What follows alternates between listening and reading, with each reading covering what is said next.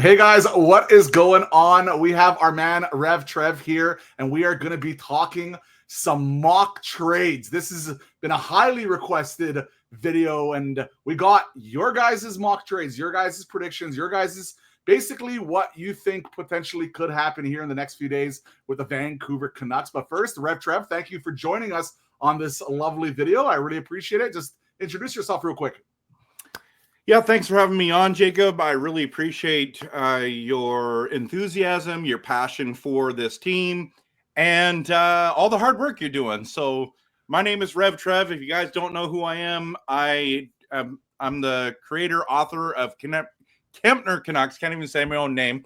And I love doing passionate, realistic, and honest Canucks content. So yeah, it's been a blast. And this is the time of year that I've been waiting for.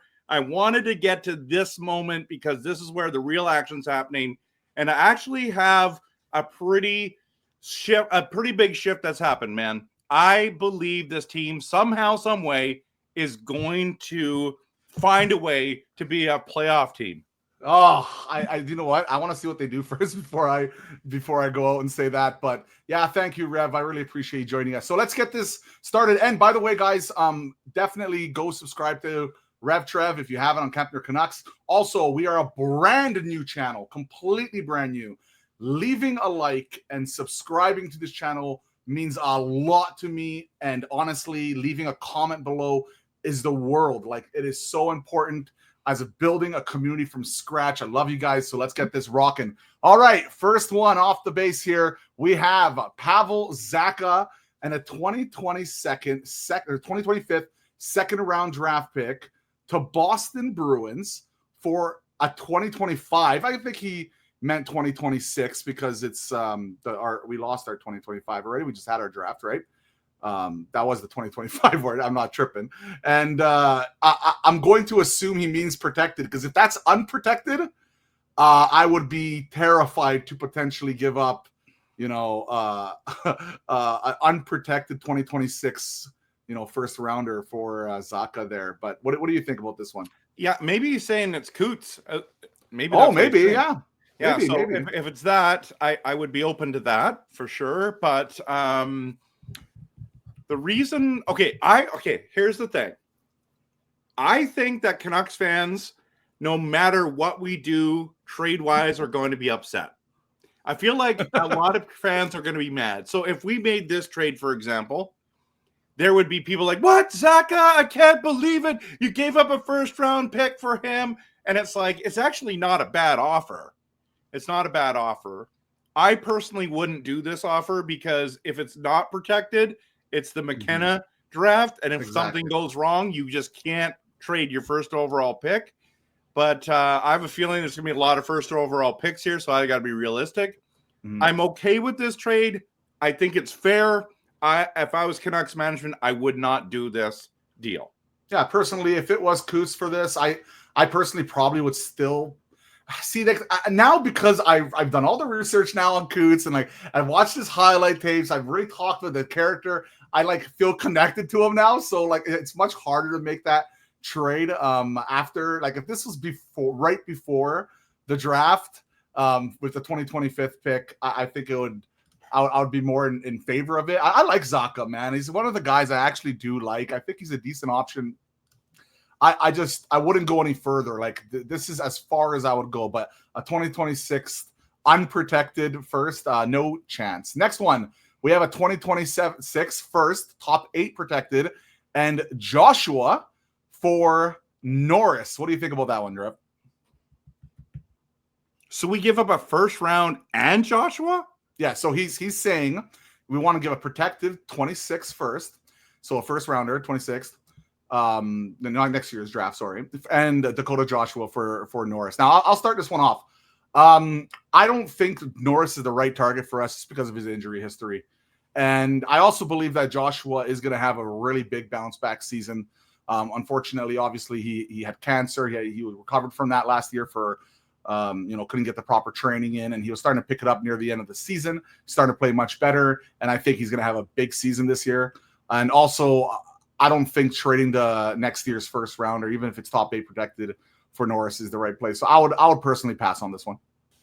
And the next one we have here, it looks like that's Lucas Pettersson and Mason McTavish for Jet Wu, Drew O'Connor, and 2 unprotected first-round picks, the 2026 Gavin draft and the 27, who's also it's a massive draft as well. These are huge, huge drafts. I'll start off with this one. Personally, I am a huge fan of Mason McTavish. This is someone I really want to target. And, the Pettersson, he was drafted in 2024. It looks like 35th overall from the Anaheim. He is a center. He had 57 points in 44 games in the Moto Junior Swedish League there. So he has decent numbers. So he's a good, really good prospect. But I am scared to potentially trade unprotected 26 and 27. If there's a disaster that happens this year, next year, and we lose out on Gavin, I think that alone, but I do understand kind of what they're thinking about here. But again, with Zegras being traded, I don't see Anaheim personally. I don't see them doing this anyway because they're trying to get better this year. But what do you think? Yeah, I think you and I, if this team goes sideways, we're going to make so many tank for McKenna videos. It's going to be ridiculous. Again, I just don't love trading that unprotected one. Mason McTavish is fine. I'm trying to get rid of Petterssons. I'm not trying to add Petterssons to the team. There's too many. So I like EP25. I want to stick with him. And depending on return, I'd be open to trading the other 2. But yeah, I like Drew O'Connor, though. I think he's fine. It's a good deal. I want to see him progress in our thing. Yeah, I'm just going to say no. I'm going to reject this one, even though it's probably fair. It's probably fair. But, there's a Liam Pettersson, too, that Boston this year drafted 61st overall. Yeah, I saw that. And that would also be L. Pettersson. So they couldn't even do L. Pettersson if we got both of them.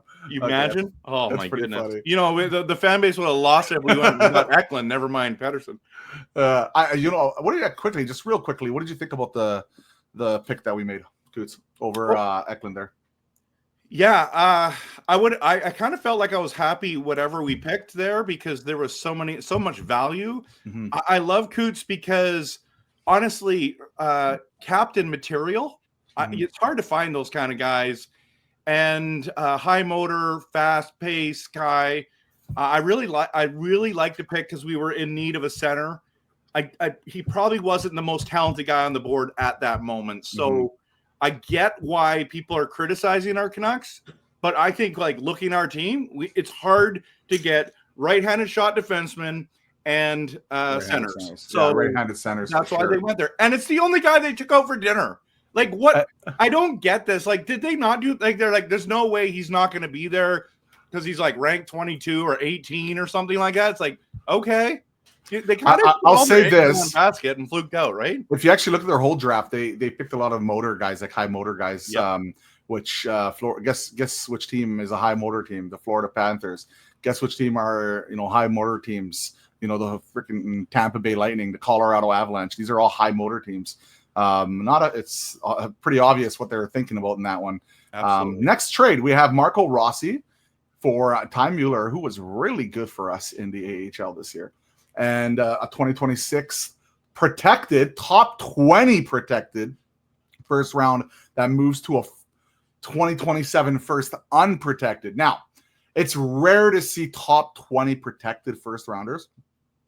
Usually, I think the furthest people go is around 13 to 15. So let's just hypothetically say it's around 15 protected, give or take. Interesting one. Would I do it?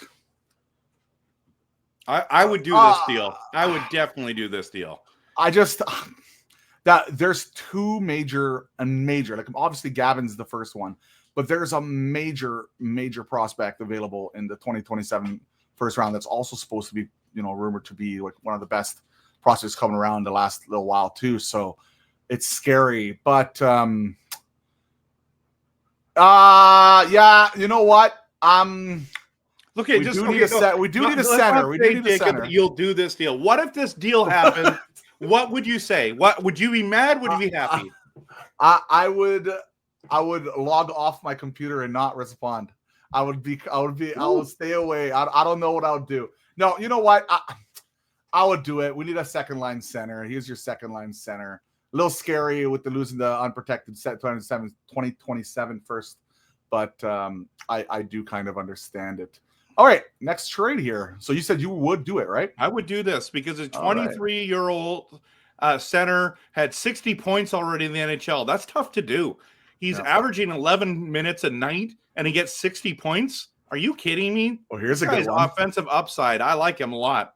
Here's a good one. Matthew Barzal for Dakota Joshua, top prospect Tom Willander, and an unprotected 2026 first round pick. Immediately, I see 20. Me personally, I see the 20. I see there's no way I'm doing it unprotected. Let's just say, just because I think you agree with me on that, let's just say it is protected, say top 10. Would you do this trade? Because he's a center winger. He's not a true center anymore. Yeah, I love Barzal. In fact, everyone keeps doing the Horvat deals, and I'm like, I don't want Horvat. I want Barzal. Here's the thing. I'm just want to just confirm Barzal's age because he's older, right? He's 30, 20. He's 28. Yeah. He's 28. 9.150. Can we pull this off? I think with the trades, Dakota 3.3. Willander, okay. I mean, you got to give up something good to get something good, right? But that basically you're giving 2 first-round picks for a 28-year-old guy who's making 9.1. I'm saying no. No. Final answer. Sorry. Close, tempting. Can't do it. This is tempting. This is one of the more tempting ones. Of course, we're assuming this is not an unprotected first because we both agreed that if it was unprotected, we wouldn't do it for sure. But if this is say it's top 10 protected, it is close. It is close to something I was thinking. Now, I don't think the Islanders are going to do this unless they're like, actually, no, they are kind of rebuilding now, I guess, right? They are looking for the future. So it's not completely out of the problem is with Barzal is he used to be a center and then he became a winger and then he was a hybrid. And now he's like he's still kind of a hybrid. He's not a true center.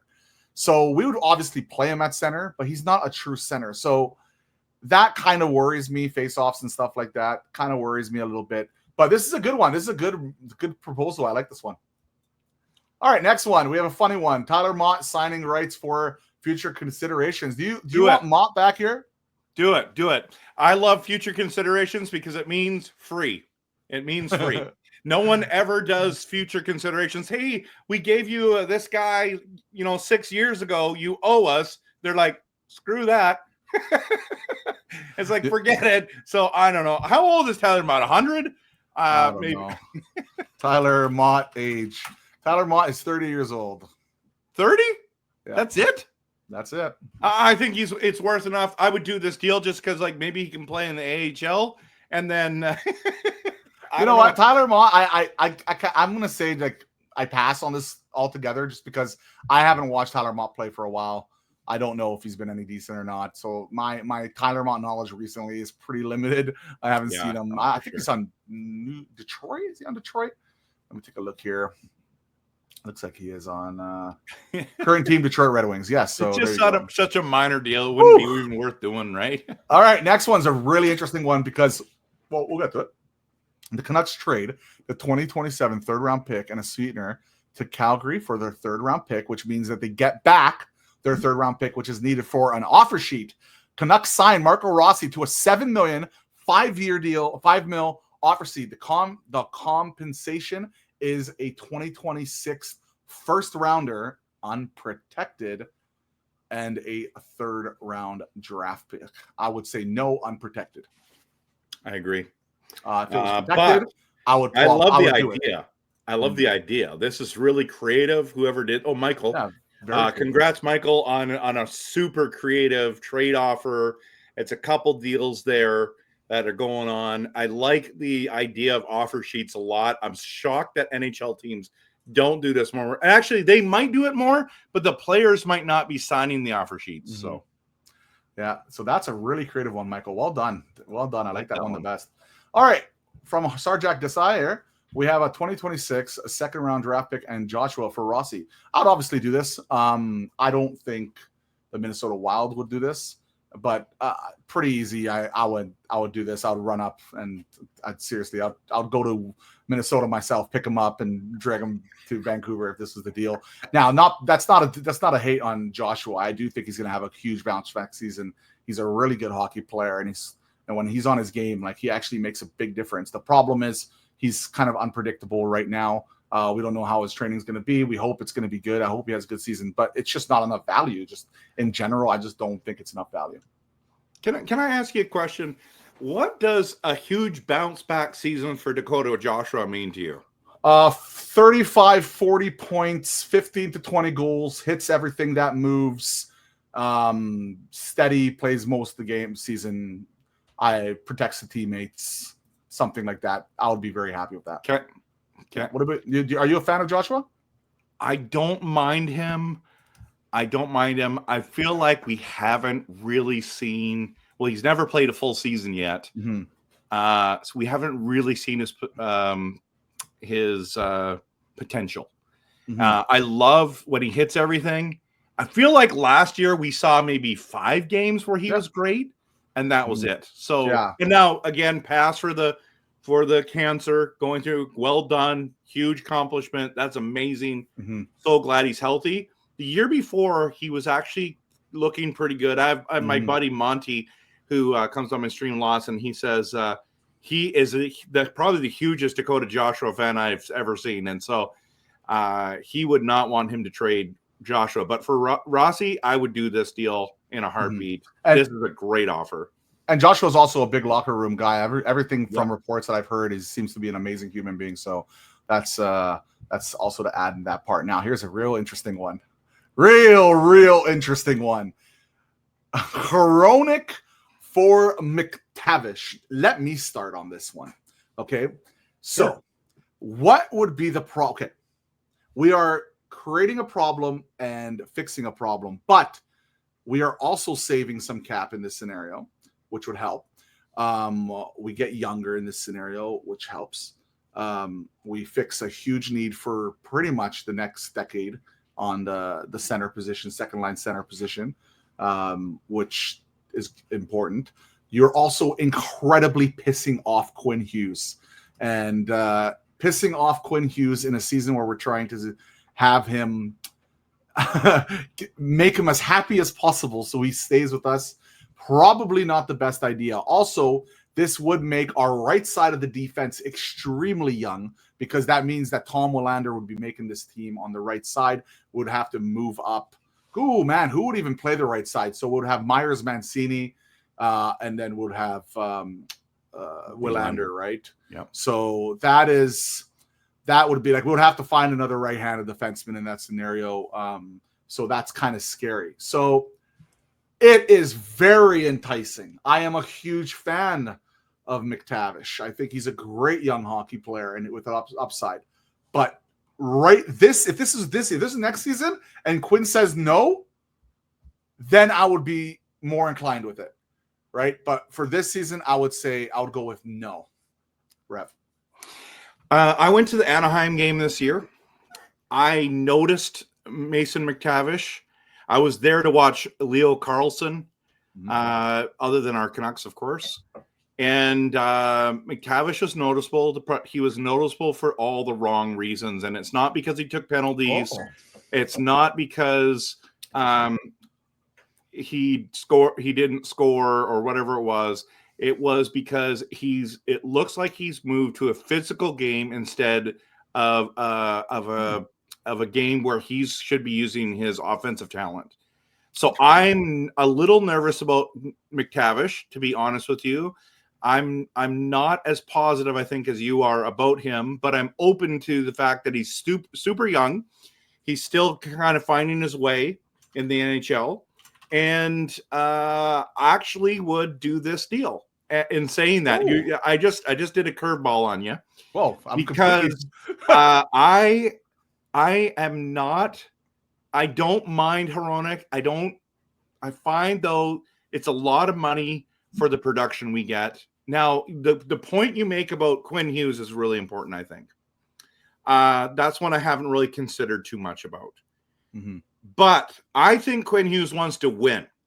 Mm-hmm. He wants to win, and if this pushed you over the top, then you got to do this deal. Now, So what about the right lean side? Are yes you? on it. How would you solve the? And I didn't interrupt you. Sorry, there's a little bit of delay there. No, go ahead. How would you solve the right side of the defense? Because would you actually roll Willander, Mancini, Myers on the right side next year? I would. I think Willander is going to be very good. You could also do Myers, Mancini, and Juleson there. And I know a lot of people don't like Juleson. Actually, did Juleson stay with us, or is he resigned somewhere? So Juleson is leaving the organization. Okay, forget it. The most recent report is he's leaving, and he's a heart. He was a heart and soul guy, but I'm one of those people. I'm not a big Juleson guy. I definitely would rather have Mancini down there than Juleson. That is a no brainer for me.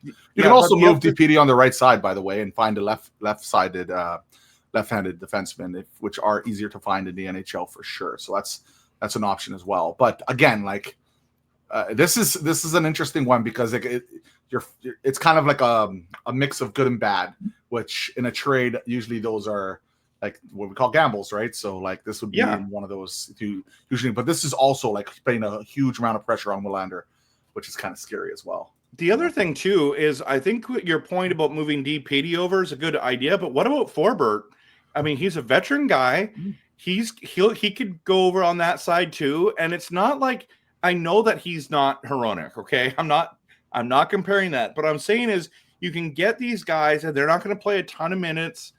And you just sit there and go, and you can kind of protect it there. And that's why I meant the Juleson thing. I know a lot of people are going to get triggered when I said that. He's not available, so it's a moot point. But that's the thing when I watch Juleson, I'm like, it's not like we're losing games because of him. We might have lost a game or two because of him, but it's not like he's not so weak. And what I'm saying is you put a guy like Forbert or DPD on that side, and it's not like you're like falling off the map. Those guys are solid. They're NHL defensemen, and I really like DPD. I think he is phenomenal. I love that he's on our team. I love his physicality. So, all right, the last one we have Marco Rossi for Teddy Bluger, Dakota Joshua, and a top 10. Thank you for that. Top 10 protected first round draft pick. We didn't have this one earlier, right? It was a different Marco Rossi. This is a little bit different. You know what? I like Bluger, but I think we can get Aatu Ratu to replace him. Personally, I think he's ready to rock. Sam Carlson, I think, is ready to rock as well to put him on the wing. So we can get cheaper by moving those guys up, and then you get a second line center basically for a top 10 protected first rounder. So I just realized if you're protecting that you're going to lose it's going to be an unprotected 2027 anyway. So any sort of first round draft pick protected would be a 20. I don't know why I didn't clue into that until now, but I would do it. Sure. Let's do it. I would do this as well. Even though I actually really like Teddy Bluger. I think he brings a lot to the table that people don't realize, but I would do this deal if it was a top 10 protected. Great. Excellent. We did it. Thank you so much, Rev, for joining me I on think this. The Canucks are going to call us and ask us to be consultants, I guess. Oh, absolutely. I am no doubt. So that is believe it or not, that is the first part of this. We have a second part of this because we've had way more response than I thought it was going to be originally. And if Rev Trev wants to join us for the second part, we can go rock that bad boy out. But for the first part, thank you so much for joining us. Drop a like, comment, subscribe to Rev Trev's channel, Canucks. Also to my channel, or I should say our channel. We're building a community from scratch. Really appreciate it. And thank you so much, guys. Thank you, Rev. Thanks for having me.